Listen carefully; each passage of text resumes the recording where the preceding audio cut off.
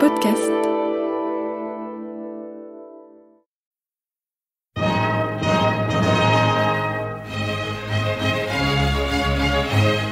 Bon baiser de partout. Une émission secrète de...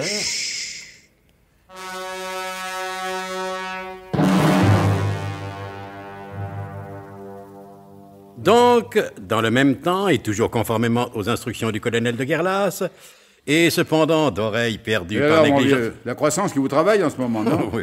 Et cependant que le révérend père Paudemurge accomplissait sa mission aux fins de renseignement auprès du professeur, si mon oncle en était, les frères Jules et Raphaël Fauderche, alias B12 et B14, accomplissaient la leur auprès du général Baron Hégésippe Aymon, QCT du Marcassin, à lui duquel ils sonnaient sur le coup de l'horaire en rapport, c'est-à-dire à celui de l'hôtel particulier que le général Baron habite au 128 du boulevard des Deux Orphelines et des Trois Mousquetaires réunis à la Varenne-Saint-Hilaire dans le Val-de-Marne.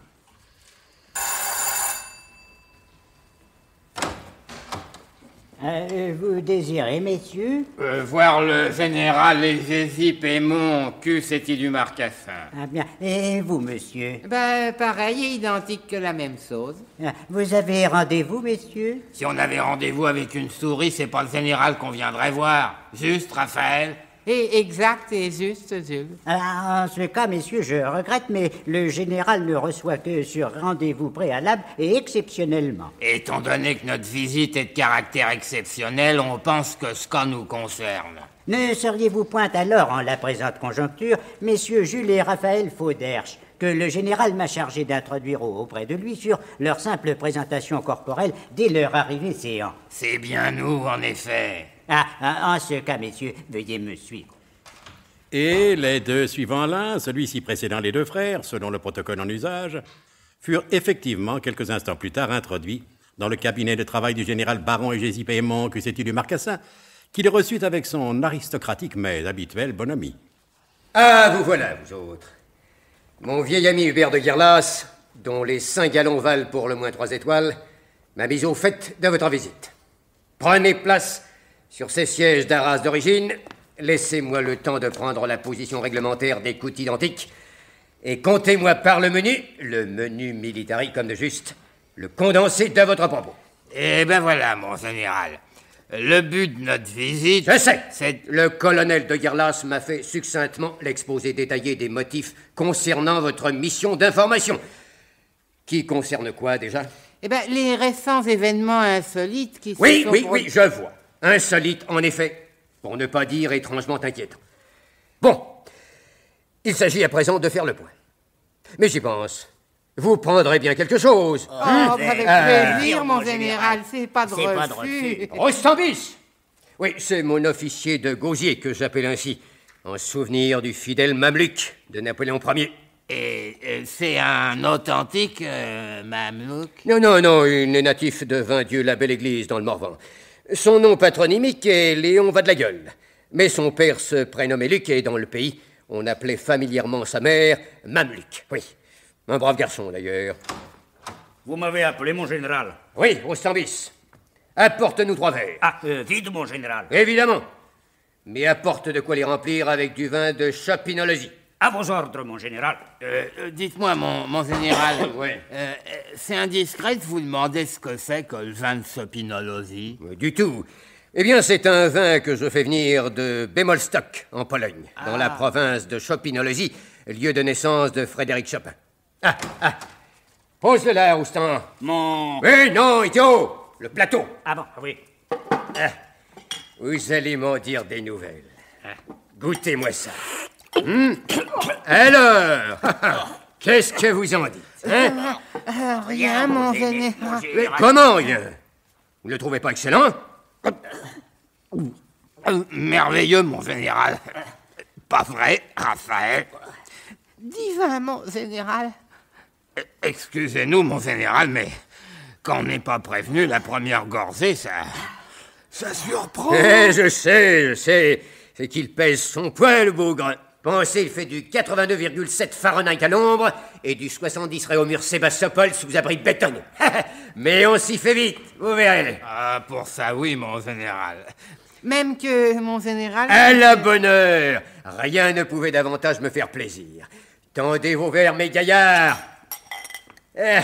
Comme aimait à le dire mon glorieux ancêtre Godefroy de Bouillon de Légumes, qui mourut non pas à Bouvines, mais à bout d'arguments, rien n'est plus à plaindre qu'un verre vide, mais rien n'est plus réjouissant qu'un verre plein qu'on vide. Bon, je vous en resserre une lampée. Oh, si c'est pas trop abusé, mon général... Il est merveilleux, ce vin, mon... Général. C'est ça, mon adjudant. Plus on en boit, plus ça donne soif. C'est ce qui fait son charme et son agrément. Voyons, où en étions-nous? À ce qui nous a amenés chez vous, mon général. Juste, Raphaël. Officiel, Jules. Certes, bien sûr, mais qu'est-ce qui vous a amené chez moi? Un taxi, mon général. Ah, excellent moyen tactique de profession. Mais... Ah, j'y suis. C'est pour avoir mon avis sur les récents événements qui ont insolitement mis en danger les institutions qui nous régissent. Si ma mémoire, n'est-ce pas, comme l'a été la patrie, en danger d'inhibition, je crois me rappeler. Ça se peut, mon général. Moi, j'y vois pas d'inconvénient, mon général. Ah, ça me revient. Nous en étions au moment où je vous ai dit... À présent, il s'agit de faire le point. Oh mon général, vaut mieux faire le point que faire le... Un jeune homme, vous auriez fait un excellent officier d'état-major. Bon, donc, il s'agit de faire le point sur l'origine de ces insolites événements qui ont perturbé pendant 20 minutes, exactement, la vie du pays. C'est bien cela, n'est-ce pas? Exactement, général. Par voie logique et stratégique de déduction, le problème consiste à en établir les coordonnées du processus d'enchaînement. C'est de mon ressort et de mon domaine, étant donné que depuis ma retraite, qui sans être au flambeau est plus qu'honorable, je me consacre à la recherche spéciale concernant les événements insolites et leurs dérives. Le colonel de Guerlas a donc, comme toujours, sagement agi en vous adressant à moi. Mais ce genre de recherche demande longue et studieuse réflexion, et en la présente conjoncture, le problème posé par les événements exceptionnellement insolites qui se sont récemment déroulés, il faut compter de 5 à 6 bonnes semaines de recherche intégrale pour espérer amorcer le début d'une solution, sinon valable, du moins possiblement recevable en son éventualité.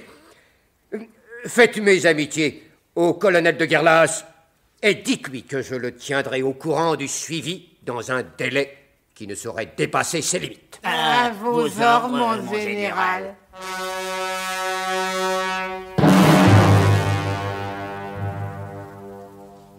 Selon la méthode qui a toujours été la nôtre depuis le début de cette grandiose épopée des temps modernes, nous ne vous avons rien scellé, comme on dit à Saumur, des démarches entreprises par le colonel Hubert de Guerlas pour obtenir une explication raisonnable et rationnelle des phénomènes extraordinaires qui ont agité le monde pendant les 20 minutes où les horloges étaient devenues folles. Êtes-vous plus avancé qu'auparavant? Je n'en sais rien, personnellement, et si vous-même n'en savez rien non plus, ne manquez surtout pas de vous mettre à l'écoute des prochains épisodes de notre grand feuilleton d'espionnage et d'inhibition épiphénoménale, Bon baiser de partout. C'était Bon baiser de partout. Une émission secrète de... Pierre Dac et Louis Rognoni. Avec Pierre Dac, Claude Dasset, Pierre Hamel, Laurence Riesner, Alain Roland. Décryptage et mise en code, Jean-Wilfried Garrett.